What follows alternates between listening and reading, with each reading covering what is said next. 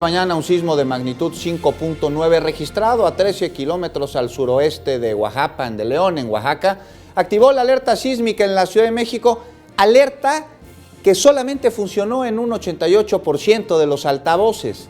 El fenómeno ocurrido a las 8 de la mañana con 31 minutos se percibió también en el Estado de México, en Guerrero, en Morelia, en Puebla y en Tlaxcala.